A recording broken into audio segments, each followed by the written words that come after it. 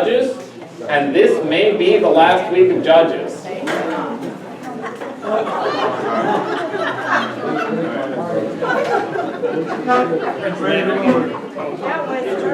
I heard someone thinking that might be the last week of Judges. Is that it? I said, thank God, Pastor, I want to move on to something else. That's fine, that's fine. That is fine to have a thing. I'm glad we're doing the book, but I understand it's not everyone's favorite book of the Bible. It is a rough book, and this is the worst week. And it's leading up to Easter, my birthday, and I want to get something loving and kind. Okay, well, that's actually, I was going to talk about that at the start of class. So this week, we're doing Judges, and my guess is it might take us 2 weeks to finish it with these 3 chapters. So that means this week is either the last week or next week would be the last week. The week after that is the anniversary where we have Pastor Young back, and we'll be upstairs in the gym for a special reception for that Bible study hour. The week after that is Palm Sunday, and then Easter, there's no Bible class on Easter. So, what I'm saying is we should probably look at a different book of the Bible to do coming up here, and I do want to be open to any feedback. I would say that if you want to continue on in the same path as Judges, which I just heard, that's fine. That's not if you want to. The next logical book would be 1 Samuel, because 1 Samuel picks up with Eli and Samuel, who are the last 2 judges. We wouldn't get all the way through Samuel before summer break, but that would probably be the logical next step if we want to get into that. If we want to change up where we want to go, I think that is perfectly all right as well. But if we want to change it up, I'd say some good places to maybe look. I don't know the last time we did one of the prophets. That might be a good one to kind of look into doing one of the prophets, or even maybe just part of one of the prophets, because many of the major prophets are longer books, or one of the epistles. So, I'm just going to say, think about it, and what we'll do is, we'll do this right now. How about I just do this right now? I'm going to write up 1 Samuel as one of our choices, and I'd also like to know if there's any other suggestions on books that you think would be a good place to go to instead of 1 Samuel. The Old Testament or New? Old or new? All right, I heard one call for Romans. All right. Jeremiah. Romans. Jeremiah, and Jeremiah would not be all of Jeremiah, it would be part of Jeremiah. But yeah, before the summer break. All right, Bruce? 1 Peter or Philippians? 1 Peter or Philippians? I'm going to say you have to choose one. All right, I'm going to choose 1 Peter. I like that one better. I think I'd have more to say on that one. You got it right. I think if I had to choose, I'd say 1 Peter is fine. All right. If there's any other sort of strong thoughts on there about where to go, I think those are 4 really good choices. We're not going to vote right now. We'll do this at the end of class, so everyone gets a little chance to think about it, okay? All right. This week on Judges, we are going to do the last section of Judges. Last time we had that sort of epilogue where it did take place in the early part of the book of Judges, but it involved the Levite who sold himself and his soul in order to worship idols, and the tribe of Dan took the idols and went up and founded their own little city. This is another epilogue story, and it takes place during the beginning of the period of Judges. Despite the fact it's at the end, again, this is pretty early. It actually mentions here that Phineas is still the priest. Now, Phineas is the grandson of Aaron. So remember, Moses and Aaron are brothers, and Aaron's son is Eleazar, and his son after him is Phineas.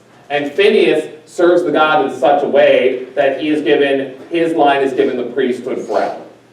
That's how God says it. You and all your descendants will be the priests that serve me.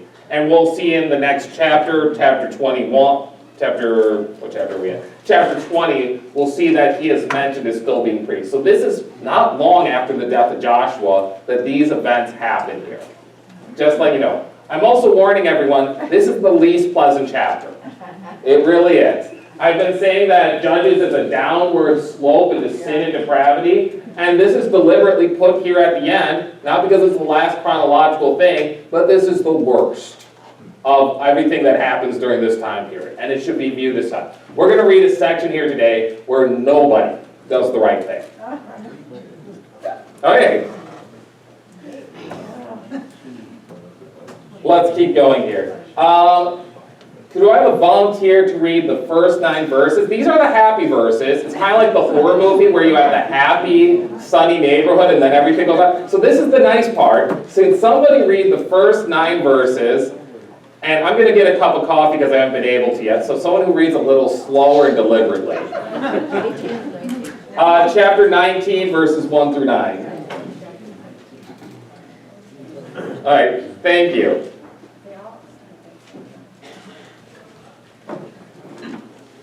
Israel's war with Benjamin.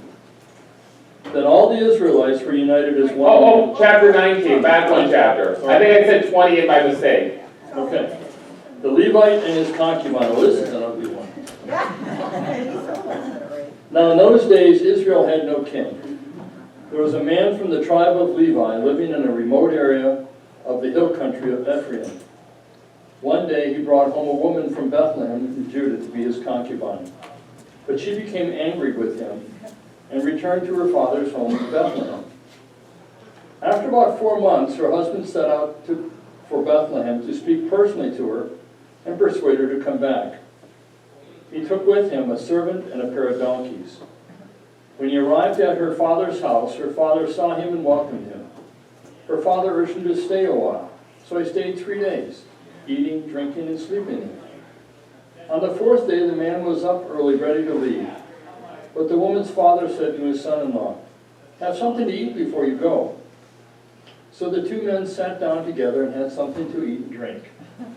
Then the woman's father said, "Please, stay another night and enjoy yourself."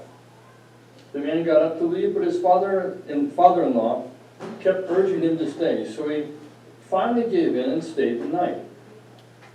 On the morning of the 5th day, he was up early again, ready to leave, and again the woman's father said, "Have something to eat, and you can leave later this afternoon."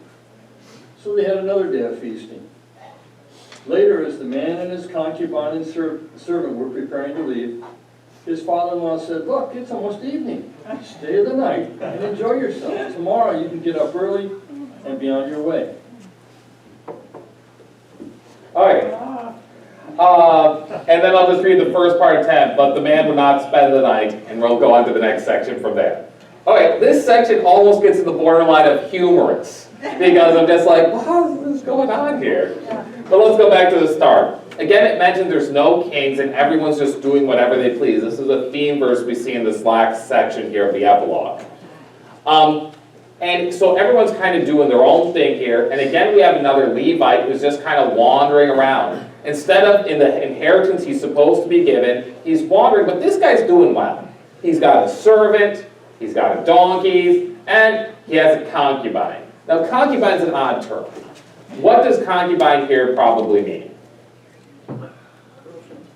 Well, it's more than girlfriend, because it's like girlfriends, I understand the idea, but they're married in the same sense of marriage contract, but why not call the concubine his wife?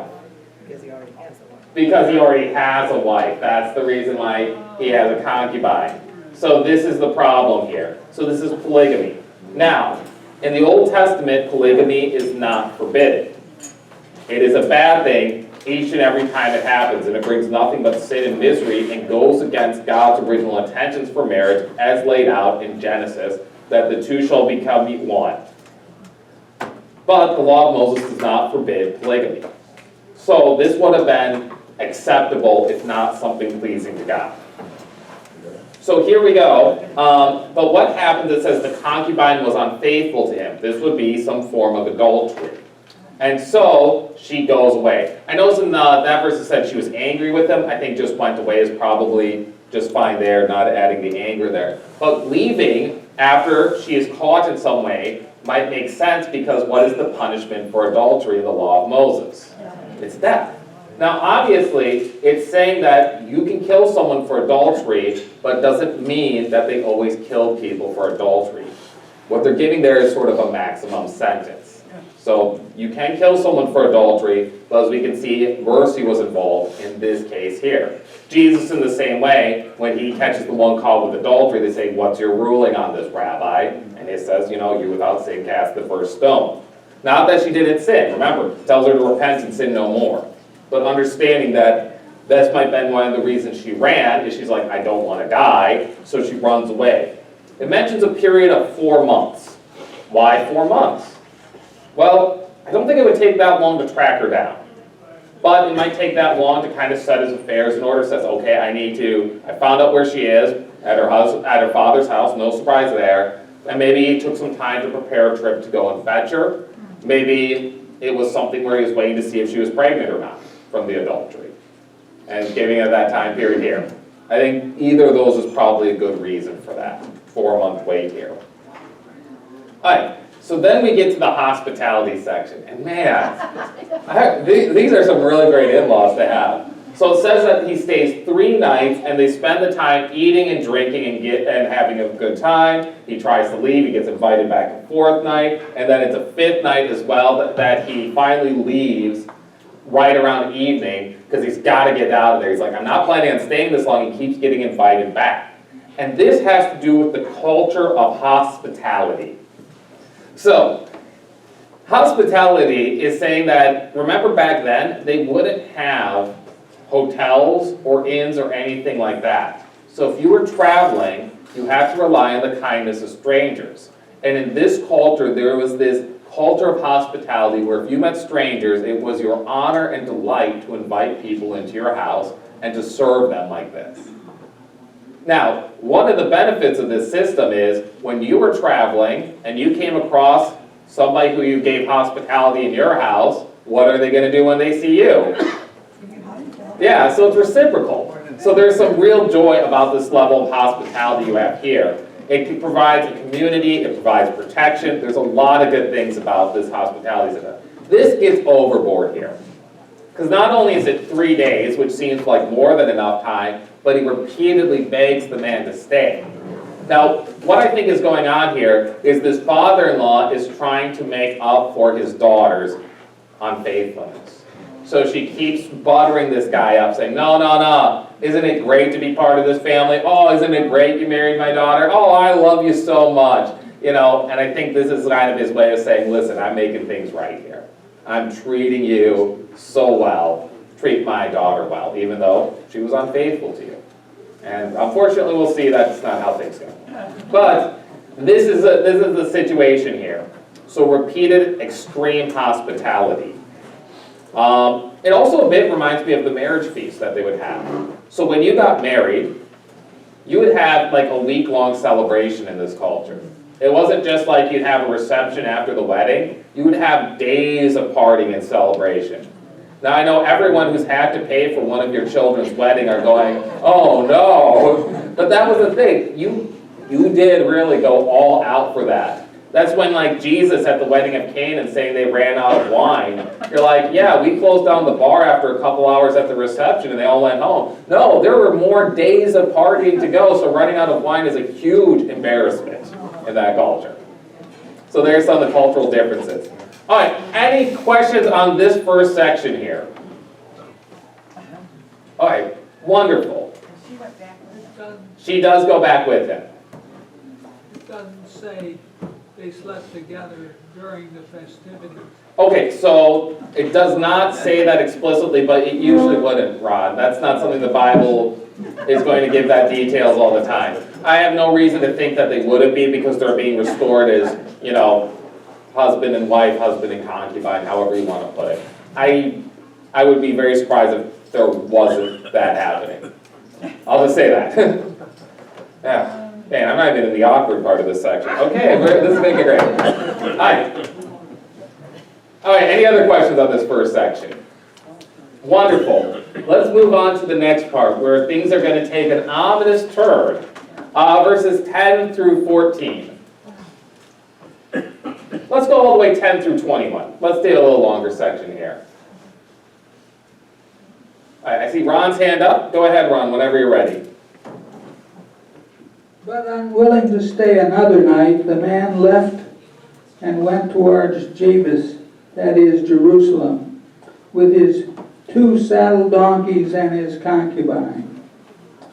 When they were near Jebus, and the day was almost gone, the servant said to his master, "Come, let's stop at this city of the Jebusites and spend the night? His master replied, No, we won't go into an alien city whose people are not Israelites. We will go on to Gibeah. He added, Come, let's try to make Gibeah or Ramah and spend the night in one of those places. So they went on, and the sun set as they neared Gibeah in Benjamin. There they stopped to spend the night. They went and sat in the city square, but no one took them into his home for the night. That evening, an old man from the hill country of Ephraim who was living in Gibeah, the men of the place were Benjamites, came in from his work in the fields. When he looked and saw the traveler in the city square, the old man asked, Where are you going? Where did you come from? He answered, We are on our way from Bethlehem to Judah, to a remote area in the hill country of Ephraim, where I live. I have been to Bethlehem in Judah, and now I am going to the house of the Lord. No one has taken me into his house. We have both straw and fodder for our donkeys, and bread and wine for ourselves, your servants. Me, your maidservant, and a young man with us. We don't need anything. You are welcome at my house, the old man said. Let me supply whatever you need. Only don't spend the night in the square. So he took them into his house and fed his donkeys. After they had washed their feet, they had something to eat and drink. Okay, so let's go through what's happening in this section. So we have first that he goes down to Bethlehem in Judah. So he lives somewhere up in this hill country of Ephraim up here. He went down to Bethlehem in Judah. On their way out, they start by what's called Jebus, or it would be later called Jerusalem. In the very start of Judges, which I'm sure everyone remembers with perfect clarity in Judges chapter 1, it mentions that they did take the city of Jerusalem. However, it appears in a very short order it had fallen back into the hands of the Jebusites. And it would stay in the hands of the Jebusites until the time of King David. So Jerusalem is an easily defended city. So they just say, should we stop in the city? These people are Jebusites. They're not Israelites. And the Levites like, no, we don't want to stay there. They're not Israelites. We don't know what's going to happen to us. Let's try to stop. And they give two things, Gibeah or Ramah, which will be up here in the area of Benjamin. And there's Gibeon. You sign to see it there. They call it Gibeon. Gibeah. Yeah, that is Gibeah. Oh, that black line made the H look like an N to me. That's Gibeah. There we go. I wonder why they spelled it wrong. Oh, wait. Gibeah is right there-ish. So what happened is they're going up, and they want to start at Gibeah. Ramah is another city in the area right here. One of the things to be noted here is the extreme hospitality of the father-in-law meant they weren't going to make it very far the first night before the sun went down, and they had to take a short stop there. But Gibeah should be fine because they are in the tribe of Benjamin, which is one of the tribes of the Israelites. But we have that very ominous thing where they show up and nobody offers them hospitality. And this in itself would be unspeakable. To have people who are your kinsmen show up in your town and not a single person offers that. That means they went through the city gate where they would have walked past many important people who do business at the city gate. They would have gotten into the city common area, which would have been the square they call it here, and they would just be sitting there, and people would be walking by them, could see them from their houses, and not a single person is doing anything about it. And they're just probably sitting there like, okay, who's going to come up and offer us hospitality for the night? This is a scary moment for them. And they're like, what is wrong with this city? That's the feeling that they should have there. It'd be kind of like if you walked into, a McDonald's, and you walked in, and you got up into the counter, and there was no one behind the counter at all. No sign up, no nothing. and you look behind you, there's no one seated there anywhere in the restaurant. All the lights are on, but nothing's happening. You'd be like, hey, what's going on here? You might be like, hello? Yeah, that's the sort of eerie feeling. It's like you know what the expectations are, but they are not being met at that time. It's kind of like going to church and not being greeted by anybody. You go to church and not being greeted. I've had that experience, not a guardian. I've had that experience too, where you go to a church, and I remember going to a church once, and I had a lot of people look at me, but I didn't have anyone say hi. It was my favorite experience, I have to say. Yeah, there is expectations we even have culturally of what that would look like, and that's just sort of like, okay. So there in the city, something is very wrong about this town. Finally, it takes an old man coming in from the field, and it says he's a sojourner. So he's from Ephraim, where they're kind of headed up to that region, but he's a Levite. So this would have been an Ephraimite. It says he is sojourning here. It's likely this is where he's found work, or it may be that what's supposed to be his inheritance got taken over by some other raider or invader, or it may have been he was in debt, and he sold his land, and he is going where he can find work currently, and he will get his land back when the debts are forgiven after a period of time, as listed by the law of Moses. I'm trying not to make this too complicated here. There's a lot of conditions. But likely someone where he lives there, but he needed the work, so he came down to Gibeah to get his work. And it's interesting, the stranger is the only one who offers them any form of hospitality. And this again would be kind of strange. You know, could you imagine that if you showed up, a church is a great example there. You show up and somebody greets you and says, hi, welcome to church. And they say, yeah, I don't actually go here either, but no one greeted me either. You know, the two of you sitting there going like, oh, this is really bizarre. That's the sort of feeling this is. But this man's a good man. The Levite mentions that you don't need to put yourself out. We all have all the food we need. In other words, hey, we just need a roof over our heads. We can feed our own animals. We can feed ourselves and you. Just please give us a roof. And the guy's like, no, you come in. I will take care of you. I will take care of your donkeys. Gives them stuff to wash their feet. And they're eating and drinking. And is everything going to be okay? It's not going to be okay. You know, we're right on the edge of it. This is also, I think, deliberately a rich in style here. Where in the first section, we have this great show of hospitality by the father-in-law, contrasted by this absolute lack of hospitality in this next section here. These are meant to be heavy, heavy contrast with each other, where we go, oh, aren't things great here? Aren't things terrible here? That's what's going on here literarily. Okay. What else does the Bible have to say about hospitality? What should we do with hospitality when we meet strangers and those who need something? Consider we might be entertaining angels. Very good. Which book is that? That Hebrews? In Hebrews it says, continue in hospitality because even in doing so you have entertained angels unawares. A reference back to Genesis where Abraham welcomes God and two angels into his house. Yeah. I love that thing. But yeah, we too ourselves need to be welcoming and hospitable to people. And I know that's not the normal thing for us. In our society, it probably doesn't mean welcoming strangers into your own house. But there are other ways we can show hospitality and care for people that way. But yeah, it might be a little different culturally what that looks like. Yeah, but we too should be hospitable. Hospitality has taken a big hit with COVID. Hospitality has taken a big hit with COVID? Well, I think that might be the biggest understatement we've had yet in Bible class. You're absolutely right. Lots of things have taken hits, but the fact of welcoming people and serving people. But even so, I was amazed at some of the ways, especially when we were locked down at first, where people went out of their way to check on one another to make sure that one another was still welcome and okay. And hopefully we don't give up on that.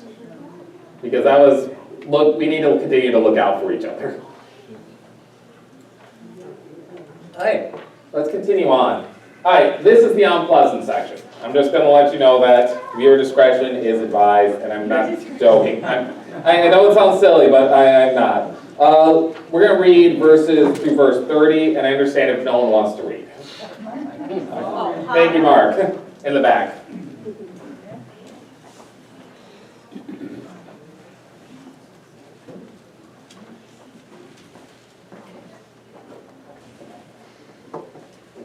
as they were making their hearts merry, behold, the men of the city, worthless fellows, surrounded the house, beating on the door. And they said to the old man, the master of the house, bring out the man who came into your house, that we may know him. And the man, the master of the house, went out to them and said to them, no, my brothers, do not act so wickedly. Since this man has come into my house, do not do this vile thing. Behold, here are my virgin daughter and his concubine. Let me bring them out now. Violate them and do with them what seems good to you, but against this man do not do this outrageous thing. But the men would not listen to him. So the man seized his concubine and made her go out to them. And they knew her and abused her all night until the morning. And as the dawn began to break, they let her go. And as morning appeared, the woman came and fell down at the door of the master's house where her master was until it was light. And her master rose up in the morning, and when he opened the doors of the house and went out to go on his way, behold, there was his concubine lying at the door of the house, with her hands on the threshold. He said to her, get up, let us be going. But there was no answer. Then he put her on the donkey, and the man rose up and went away to his home. And when he entered his house, he took a knife, and taking hold of his concubine, he divided her limb by limb into 12 pieces, and sent her throughout all the territory of Israel. And all who saw it said, such a thing has never happened or been seen from the day that the people of Israel came up out of the land of Egypt until this day. Consider it and take counsel and speak. Okay. All right, so I know sometimes we think that we have invented all the sinful things in the world. We haven't. This is an example of one of those stories that you read in the news and you just go, I can't believe that happened. And this would have been the reaction of Israelites too. It's like, how could the people of Benjamin do this? From this city do this? This is horrific. When we get this depiction of them surrounding the house, banging on it, you got the obvious fear. It's night, and they're surrounded, and there's a bunch of men out there. It's terrifying, deliberately. We understand that what this is this is a rape gang. That's when they say they want to know the man, the Levite, who came, and that's what he's doing. The master of the house comes out to tell them not to do it, and then he says, no, don't attack this man. Instead, take my daughter and the concubine, which is an act of cowardice. It's using these two women to shield himself and his guests. And so what ends up happening is, but the men would not listen, so the man seized his concubine, so the Levite, you get the sense, just threw her out the door and slammed it shut. Yikes. Now, if this is ringing any bells of familiarity for the Bible, it should. Because I think this is deliberately set up to remind you of what other city from the Bible?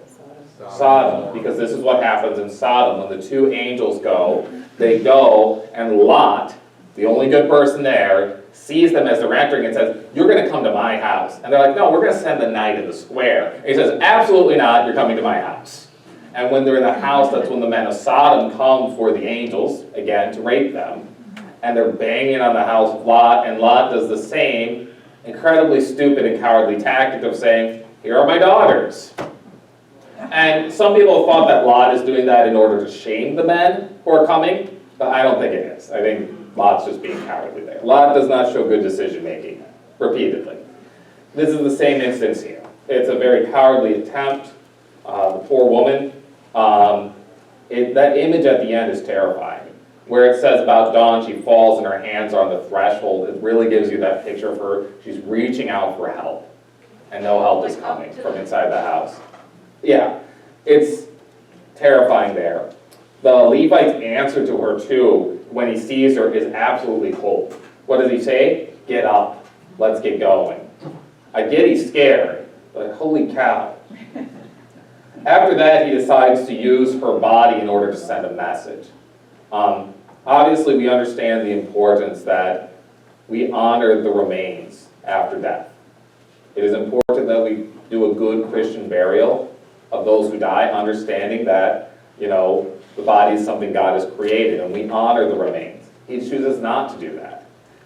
Instead, she cuts her up, like as much as he would learn to do in the sacrifices, and sends her out, again, with messengers, to tell this story and say, look what happened to her. Bringing these body back. This is gruesome beyond what belief here, what he is doing. And so he's getting the attention of all the tribes of Israel in order to do this. And it works. All 11 tribes gather. 12 parts, that means this also goes throughout Benjamin here in order to do this. I think I said everything I want to say on that. Any questions about this? He has 12 servants to send it out. It might not even be that he has 12 servants naturally in his household, but rather he could maybe call upon friends and neighbors in order to send them out as messengers. We call them UPS. Yeah, they don't have UPS, but yeah, I'm saying it would have been something where he would have a network where he could probably find people to do it. Because this is something where I agree with him that this message needs to go out, that this terrible thing happened, but the way he decided to send the message, I very much disagree with. Using the body in this way is, we don't need to do this. Yeah, but you can just tell the story. You don't always need pictures and video. It's one of the things I try to be careful with news programs. When news programs say, oh, you know, please be careful with the following images. And what do we all do when we hear that? We all look, oh, yeah, look really cool. Let's, you know, I mean, I'm guilty of that too. You know, where it's sometimes something we should look at once and say, never again, Lord. Pastor, I was just thinking for, when you were saying about the 12 and stuff, I was thinking of, just, no offense, but I was just thinking of the disciples when you. Yep, the 12 disciples are meant to be the New Testament equivalent of the tribes of Israel. Yeah. So absolutely what I right. was talking about. There's a very deliberate reason Jesus calls 12 disciples. Right, but that's. To serve the 12 tribes of Israel. There's a reason. Yeah. That was not a coincidence. No. I don't think there's a lot of those anyway. No, I was just. Anyway, so what happens then is we're going to hear what happens as a reaction to this. What happens is, as you can read in the header, there's going to be war over this. And we'll talk about why there's going to be a war over this.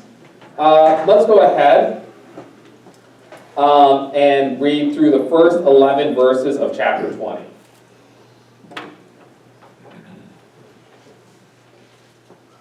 We have Dorcas up here, we have Allie in the back. You get to choose.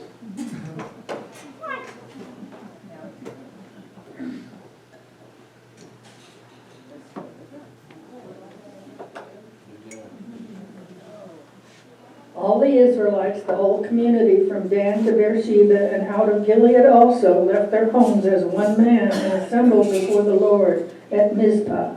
The leaders of the people and all the tribes of Israel presented themselves in the general assembly of the people of God, 400,000 foot soldiers armed with swords. And the Benjaminites heard that the Israelites had gone up to Mizpah. The Israelites asked how this wicked thing had come about, and the Levi, to whom the murdered woman belonged, answered, I and my concubine came to Gibeah in Benjamin to spend the night there. The citizens of Gibeah rose against me that night and surrounded the house where I was, intending to kill me.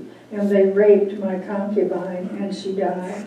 I took her and cut her in pieces and sent them through the length and breadth of Israel because of the filthy outrage they had committed in Israel. Now it is for you, the whole of Israel, to say here and now what you think ought to be done. All the people rose to their feet as one man and said, Not one of us shall go back to his tent, not one shall return home. This is what we will now do to Gibeah. We will draw lots for the attack, and we will take 10 men out of every 100 in all the tribes of Israel, 100 out of every 1,000, and 1,000 out of every 10,000, to collect provisions from the people for those who have taken the field against Gibeah in Benjamin, to avenge the outrage committed in Israel. Thus all the Israelites, to a man, were massed against the town. Okay, thank you. All right, so it mentions that all the people come out from Dan to Beersheba. This is a language you also see elsewhere in the Old Testament, and I want to point this out. When it talks Dan to Beersheba, Beersheba is down here. Anything south of Beersheba in the land of Israel is really just desert. And doesn't really have much cities in it. Sometimes you'll see like a Horma in there. Okay, fine. Beersheba is the last major town there. If we were to think of the most southern town in the United States, we think of Brownsville, maybe. Yeah, that's probably a good one to do. Some people might even say El Paso, even though it isn't, because we don't know our geography that well. The most northern city is Dan. That's the one that the tribe of Dan went and took. Gilead they mentioned here, which is the Transjordan region. So it's saying north, south, and east. Everyone comes to this. And it's surprising that even the tribes across the Jordan come for this, because they often are doing their own thing. So everybody comes together for this. I'm going to do the same thing over on this map, so this side doesn't feel left out. We have Dan over here, Beersheba is here, and then we have Gilead. Oh, that reminds me of a joke.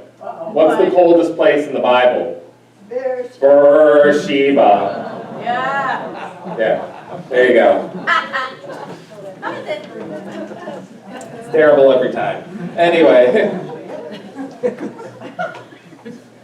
So everyone gathers. Mizpah is not on my map, but it's in Benjamin. So it's in the tribe of Benjamin. So they gather at the tribe of Benjamin. But obviously, no Benjamites are there. Because they're going to stand against them here. So what happens? They ask the Levite for his story. If you notice here, he left out all the details that made him look bad. So this is probably the message he sent out. The story was, you know, oh man, this terrible group did these terrible things. There's no mention of him being terrible. Yeah. Which, interesting.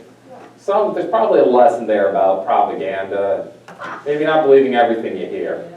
Maybe, just maybe. Anyway. And that is, be careful about who you get your stories from. Everyone has bias, and it's usually helpful to read multiple sources, multiple angles, and do a little digging if you really want to get to the truth of any matter. Even back then. But yeah, obviously, the people of Gibeah are wrong. And what's interesting here is Benjamin, instead of saying, you're right, the people of Gibeah are wrong, they're going to stand with them. Remember, they are much more identifying by tribe than they are by country. They don't have a unifying leader among them. So Benjamin would think of themselves, we're Benjamin. You know, think very much to the early United States. You know, being a Virginian was more important than being a member of the United States. Go ahead, Bruce. I'm perplexed. I've got two thoughts. The second one will be, what does this mean? Okay. The first one is, this sounds so reminiscent of a terrible racial incident we had in this country. A young fellow by the name of Emmett Till in the mid-50s. Chicago kid, was down in Mississippi visiting family, was murdered and abused horribly, went back to Chicago for the funeral, and they wanted a closed casket. His mother said, leave that casket open. I want everybody to see what they did to him, which is what makes me think of this. Okay. Now, ultimately, that turned out, you know, there were good things that came out of that, because it pointed out what a racial problem we had, and I think improvements were made after that. What does this mean?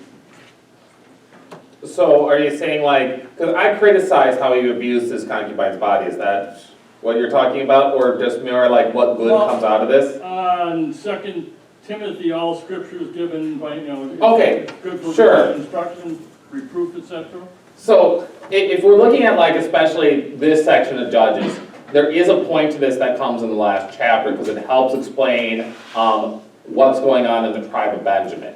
And I was going to get, it is here is when King Saul is called, what city is King Saul from? He's from Gibeah, the city that Saul takes place in. And what does Saul say when Samuel says, you're going to be king? He's like, why should I, of the least of all the tribes of Israel, be called? And the reason Benjamin would say it's the least of the tribe of all the Israels is what happens in these coming chapters here. So Saul bears that guilt in his lineage that he is from Gibeah. So yes, that is why here. This is the historical importance of it. And I'd say also, if you're looking at like this theological importance, it is showing that the people of Israel became just as wicked as the people of Sodom. You know, it is showing just the depravity of these time periods here. The book of Judges is supposed to be a look at Israel's history and says, you guys didn't serve God at all. So if you don't keep your focus on God, things go haywire. Yes, that is a wonderful, yeah, actually, that's a great one-sentence summary of the book of Judges. Because when they're focused on God, we have, it's just, they had 80 years of peace, they had 40 years of peace. Nothing even gets mentioned during those times. Those are the good times to live. I want to live in a time of history that the historians would be like, it's pretty boring. Those are the good times to live. But, obviously, most of the detail is given on the bad times. And how the people suffer, but in their suffering, God sends saviors. Gossip. Yeah. No, I think that's a wonderful question, Bruce. Yeah. No, and the instance of Emmett Till, yeah, was a very powerful moment for America. And I think it's one of those interesting things seeing like nowadays where everything is filmed. That's changed Americans' perceptions of a lot of things for both good and bad. Because everything is filmed, and not always in context. We gotta be very careful. All right. Yeah. Okay. The verse 8 and following has this thing where they're saying they're going to stand against the tribe of Benjamin. And it says that we will take 10 men out of 100, 100 out of 1,000, 1,000 out of 10,000. How do we say that? We won't use that kind of language. We just say, this is where we should be thankful for the advances in mathematics that we can say that easily. We're going to take 10%. Back then, they had to talk like that in order to say 10%. But they're saying they're going to take 10% of their men, and those men are going to go back and get food. And this is important, so that's their supply lines. And you can imagine saying, okay, all the guys who came from this region, we got 100 guys from this city, you 10 go back to the cities, bring wagons full of food so we're supplied during this time period. You remember during David and Goliath, what's David doing? Yeah. He is the supply line between his family's house and his brothers, because there aren't unified supply lines for these armies. It's you bring your food, and when you're out, you got to go find more food. So they're saying, okay, this is how we'll do it. We'll have 1/10 of our army be supplied. I don't know what our current army uses, like how many soldiers are on the front lines of battle versus how many are in support positions.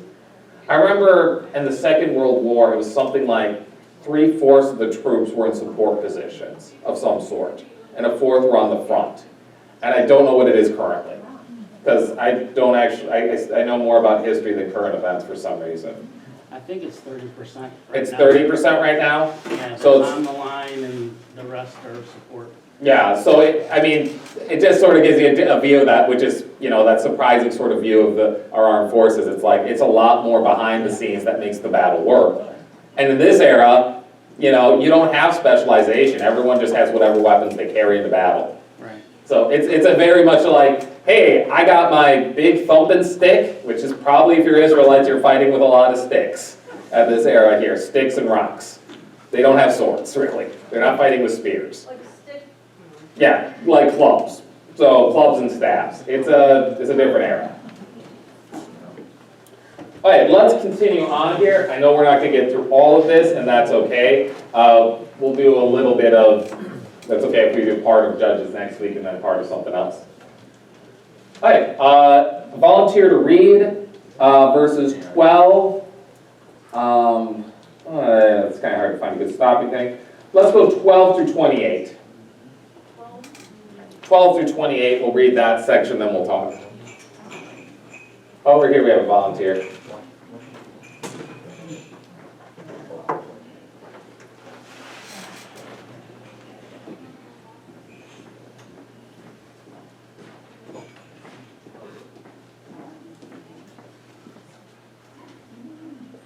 Then the tribes of Israel sent men through all the tribe of Benjamin, saying, What is this wickedness that has occurred among you?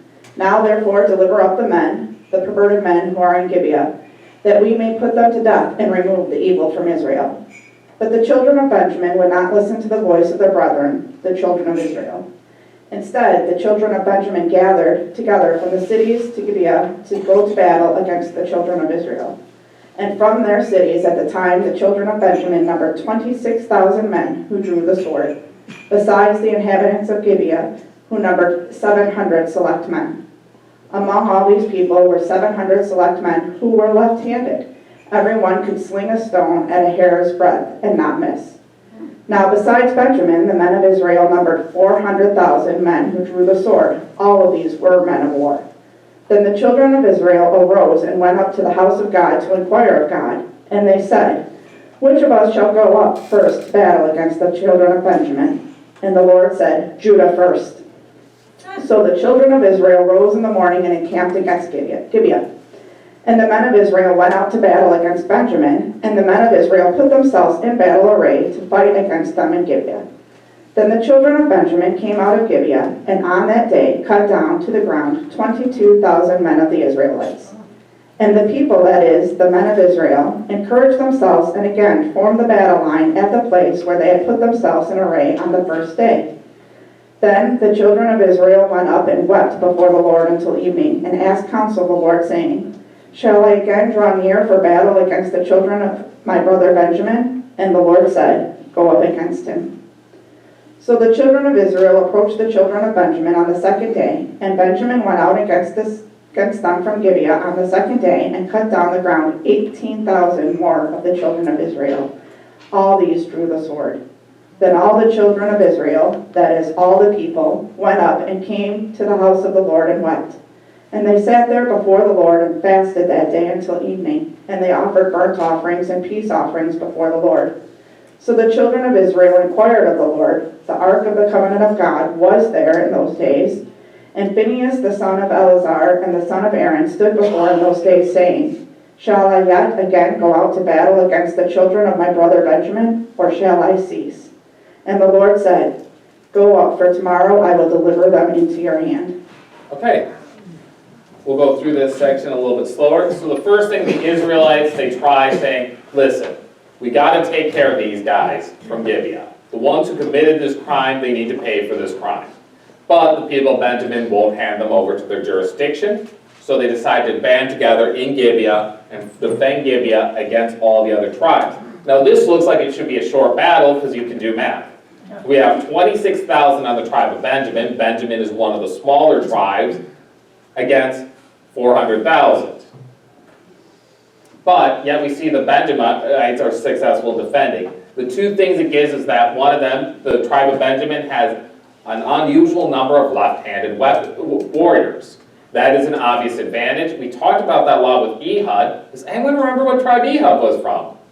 Benjamin. And I mentioned there that the irony of that is Benjamin means son of my right hand, and they're all left-handed. It's great. It's great stuff. That's how I remember it anyway. So they're left-handed, so this gives them an advantage in battle. The second thing is it mentions they can use a rock to hit a hare. Obviously, a bit of hyperbole here, but saying they're incredibly accurate with a sling. So they're using a sling, and they can just knock out their enemies very quickly. And so that's the two reasons given for the thing. Now, I just mentioned to everybody that I said, you know, the Israelites, there's going to be a lot of big sticks in their weaponry. And then you're like, but Pastor, I just read that they drew the sword. Okay, drew the sword is an expression, and there would be swords during this time period, but don't think that the people have uniform weaponry. There will be bronze swords in this time period here that they're using, but it's not that everyone has a sword. This is an unregulated militia of people coming out. They have what they have. Some of them are using farm equipment, some of them would be using staff, some of them would be using other things. Slings is probably the only thing that's probably uniform that almost everyone has, because anyone can make a sling. But yeah, it does use drew the sword, but take that as a figurative expression. They don't all have swords. All right, they go up. Judah goes first. No surprise, Judah's always going first in these things. They're the big tribe. They go and fight, they lose, they reform their battle lines, and they lose again. Can you imagine this? You're asking God what you should do, and God says, go up and fight, and you lose. And you come back and be like, God, what happened? And that's what they're doing. They're praying, and they're asking God, why aren't we winning? I feel like this is relatable to me, where I'm like, God, we really prayed about this, and we really think we're doing your will, and then the church closes, and you're like, God, what's going on here? And that's sometimes hard to understand that, you know, we're called to engage in this battle in God's word, but we're not always called to victory. That's tough. Then maybe we need to be like these people too, who you wait for the Lord, be strong and courageous, wait for the Lord. Psalm 27. So they have this long battle there. It mentions they go up to Bethel to ask of God, and this is where Phinehas gets mentioned, who I mentioned is the grandson of Aaron. He's still around, so That's saying that they're within a short time here. Bethel is on my map here. You can see Gibeah, there's Bethel, and then north of that is Shiloh. Shiloh is the place where the Ark of the Covenant usually is. And that's when, if we do 1 Samuel, a lot of the early stuff takes place in Shiloh where they have the tabernacle. However, it mentions that the Ark is at Bethel, which I was like, that's curious here. There's two thoughts here. One is that they set up the tabernacle in Bethel and then it moved shortly after to Shiloh, or because of the battle that was gathered here, they brought the ark from Shiloh down to Bethel for this battle here, and so people could go inquire. And I like that explanation better because there's no place where it's mentioned the tabernacle was set up at Shiloh, and it says just the ark is there with the priest. So that seems to make sense. When it says they're inquiring of the priest, this is likely using the Urim and Thummim that the priest would use. They would have a breastplate that would have two different colored stones on it, and when they would inquire of it, they would somehow decide which one God was saying yes or no to. So they'd ask God like a yes or a no question, and they'd pull out one of the stones. When it says which tribe should go first, it's likely the tribes lined up, and they said, is it Naphtali should go first? No. Is it Benjamin? No, not Benjamin, they're not allowed. Is it Ephraim? No. Is it Judah? Yes. That's what they're saying when they're inquiring of the Lord. That's how God responded to them in this time. Very different. Very, very different. It's like a hat. Oh, Karen, please don't interrupt. Thank you. Sorry.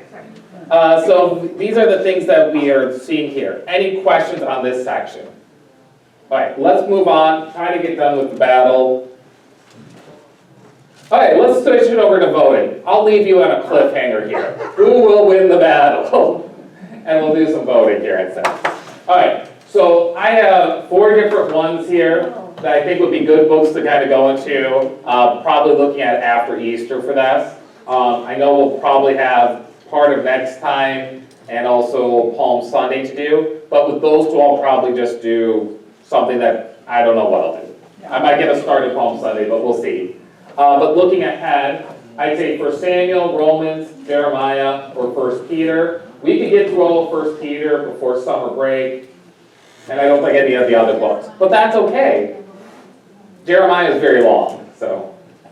Can you do 1 Samuel without doing 2 Samuel? Well, the thing is, I honestly think if we were to do 1 Samuel, probably wouldn't even get to King David. And that's okay. We do Samuel and we do Eli. And that's okay. But I just started saying, what should we kind of go to after Judges here? The way I'm going to do this voting here is you can vote up to 4 times. Vote for all the ones that you like. So you don't have to choose your favorite, just for all the ones that you would like or not like.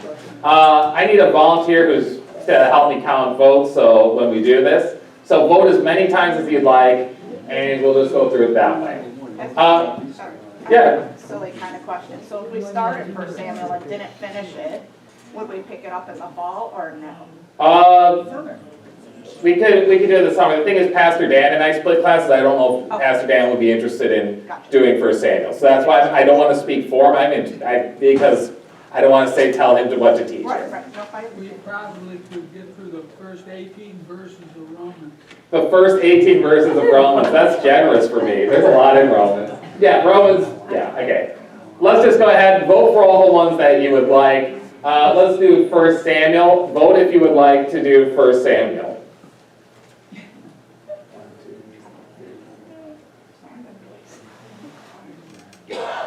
All right. I think I counted 12. Did anyone else count 12? I never got someone to help me count. All right, I counted 12. Okay, 12. All right, Romans. To spend a little time in Romans. 1, 2, 3, 4, 5, 6, 7, 8, 9, 10, 11, 12, 13. I have 13 for Romans. Okay, Jeremiah. It's probably highlights from Jeremiah for that. 1, 2, 3, 4. Thank you. 1 Peter. All right, we're doing 1 Peter. Great. Thank you very much. That was easy. Yeah, it is short. And that'll be great. We'll go into 1 Peter, and we'll start 1 Peter, we'll start the Sunday after Easter then, and we'll finish up Judges next week. I'm confident of that. And then on Palm Sunday, I will do something just a 1 week special on Palm Sunday. I don't know what. I'll just choose that one. You know. All right. Any other questions before we break? Wonderful. I'm going to give you guys all 3 extra minutes to smell the corned beef. Wait. I'm going to check with something. 1 second. Oh, wait. No. So there are a limited number of to-go as I practice being made. I need to know for people who want to try and take a to-go order now, if they want full Reubens, if they just want corned beef and Swiss cheese, or if they want corned beef sauerkraut. So if you're someone who's looking to take something now, and not be back at 11 or at noon, then please stop by the window and let me know, and we'll see what we can do. Thank you. All right, let's pray. Dear Lord God, help us to always follow you. Help us to trust in you when things are tough and difficult. Help us to rely on your grace and mercy when there are tragedies we don't understand. Help us to remember you are in control and you have the victory. Amen.